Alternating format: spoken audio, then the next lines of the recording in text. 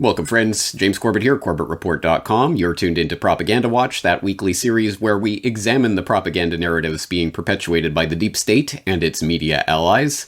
And we also examine that propaganda for not just its message, but also how it is propagated and how it shapes public opinion.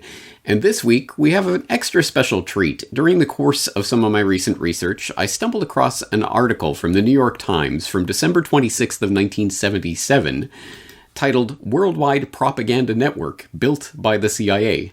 And as you can imagine from that headline, this purports to be the culmination of months of research by a team of New York Times reporters on a worldwide propaganda network built by the CIA. And if that seems interesting that that's being reported on in the New York Times, I think it is as well. And although, of course, we can self-evidently see this for a limited hangout that covers up as much as it is revealing, but it still reveals some about this propaganda network and the way the CIA's propaganda functions. So I think it is worth going through and highlighting at least some of this material.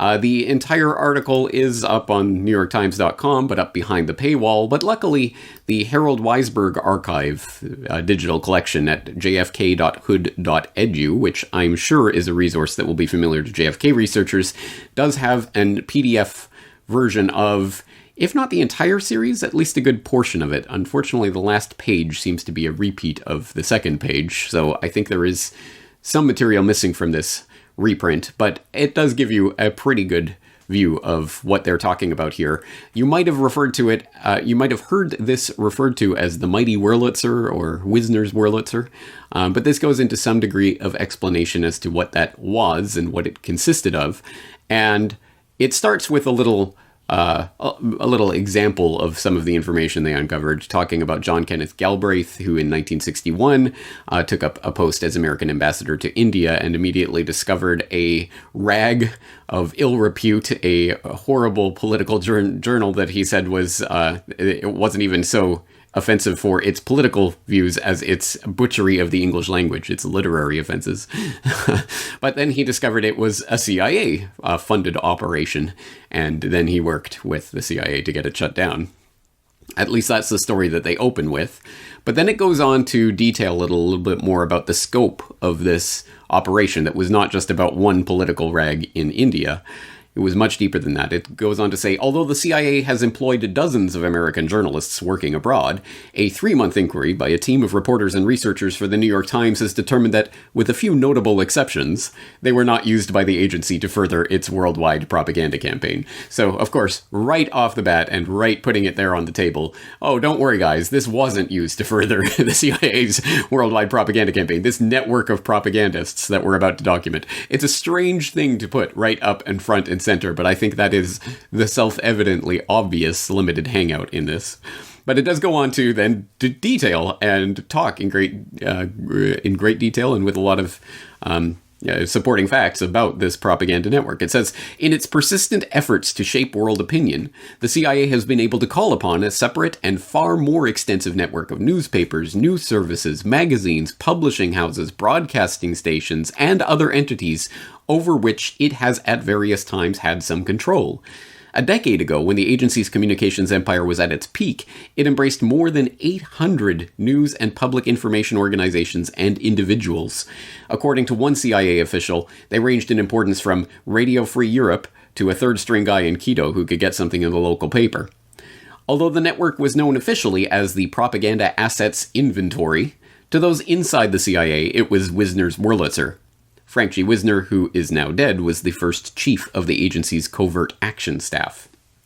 And then under the subhead, like the Mighty Wurlitzer, almost at the push of a button, or so Mr. Wisner would like to think, the Wurlitzer became the means for orchestrating, in almost any language, anywhere in the world, whatever tune the CIA was in a mood to hear. Much of the Wurlitzer is now dismantled. Wink, wink. Yeah, sure.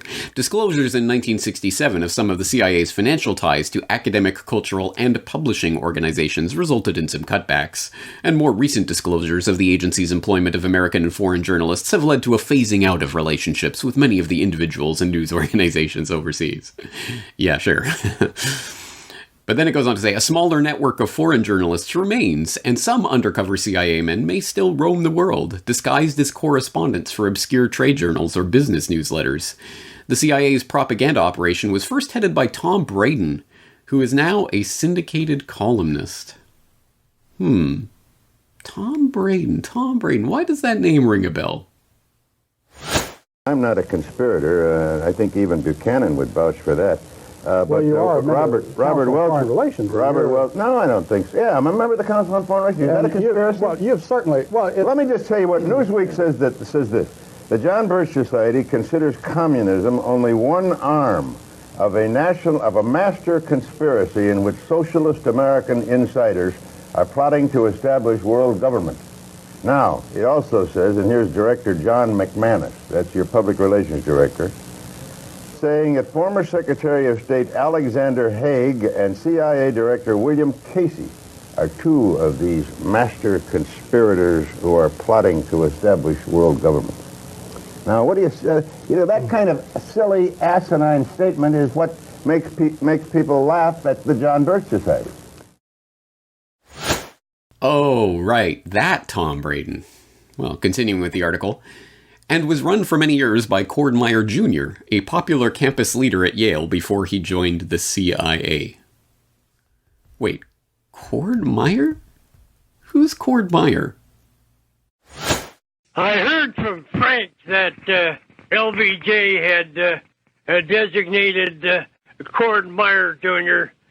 to undertake a larger organization while keeping it totally secret. I think that LBJ settled on Meyer as an opportunist, Perrin like himself, Perrin, and a man who had very little left to him in life ever since JFK had taken Cord's wife as one of his mistresses. And of course, could not number Cord Meyer among JFK's admirers. Quite the contrary. Oh, right.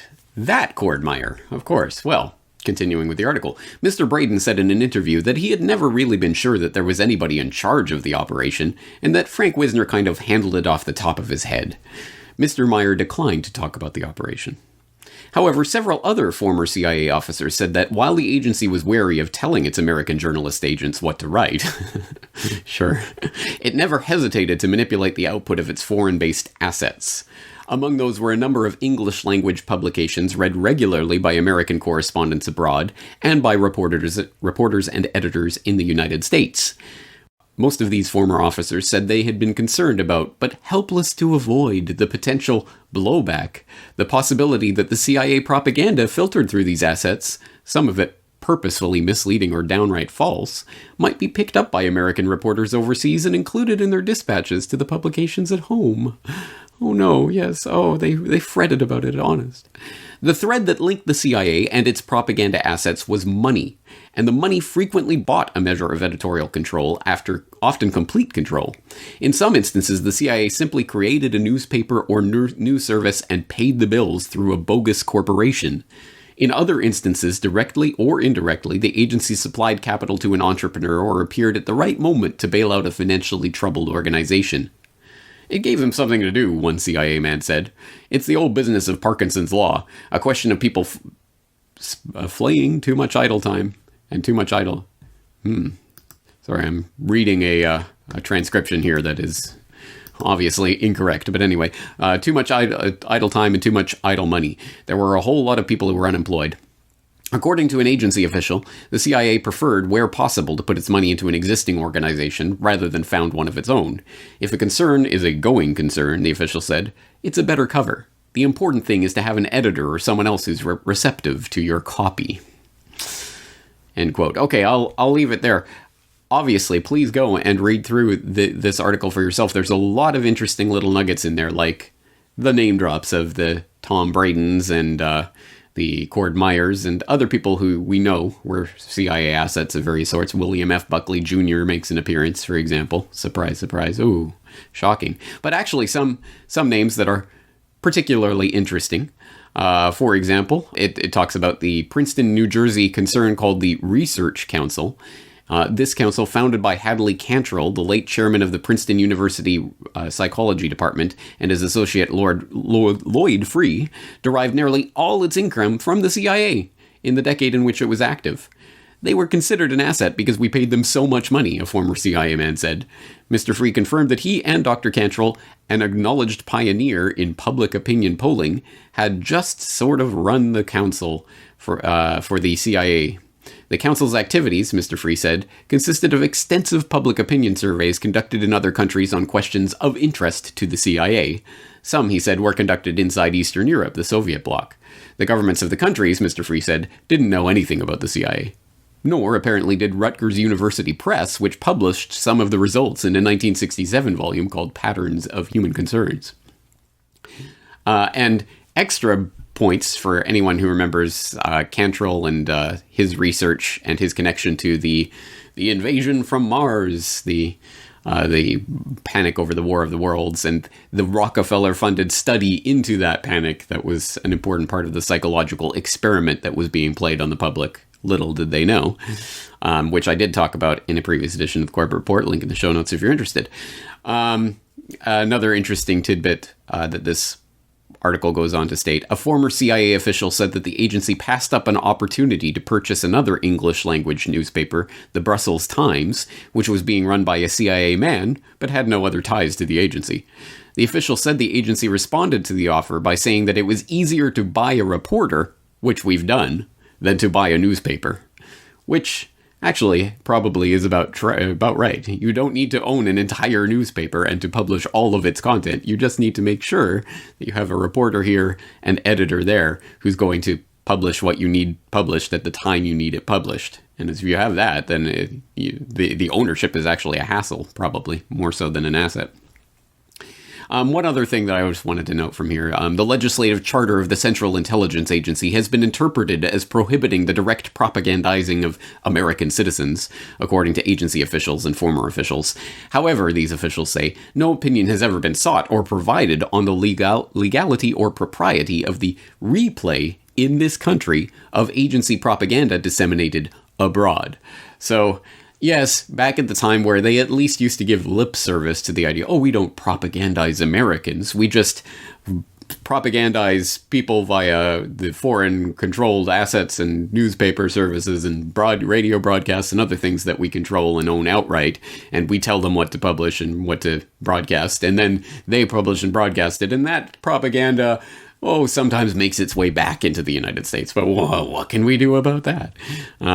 Which is, of course, nonsense and part of the limited hangout cover of all of this, but still an important part of the way that the propaganda has functioned in the past. And, of course, again, this entire article is framed as in there was this vast, extensive worldwide propaganda network of hundreds and hundreds of newspapers and publishing houses and radio broadcast stations and all sorts of things that were completely owned and operated by the CIA, but don't worry, guys, it wasn't being used to push CIA propaganda, which is directly contradicted by the rest of the article. So, again, clearly, I think there were some... Do you think there were some pressures put on the New York Times not to report all the details here? Do you think they even needed those pressures? Or do you think they would willingly comply with them, given that the New York Times has, of course, been extensively wedded to the deep state throughout its publishing history, and it certainly was part of the Mockingbird operations that were exposed around that time in the late 1970s. And of course, you can go back to CIA and the media and Carl Bernstein and all those famous reports that I have talked about repeatedly in the past. But this is just another data point on that trail and does contain some interesting tidbits and some interesting names that I hope interested researchers in the crowd whose curiosity has been piqued will start diving into, and of course report any interesting findings back to headquarters. Corbett Report members, as always, encouraged to leave their own findings on this cookie crumb trail in the show notes. Well, I'll leave it there. There are some names in here that did jump out at me, and that certainly do seem to be fruitful avenues for further research, but I'll leave that for you to find for yourselves. Anyway, I just thought that this was an interesting article that appeared during the course of my research, and I wanted to share it with you. It does give some interesting insights into the worldwide global propaganda network outright owned by the CIA that has been reported on in the past, but certainly they don't do anything like that today, right, guys? We'll leave it there for today. James Corbett, CorbettReport.com.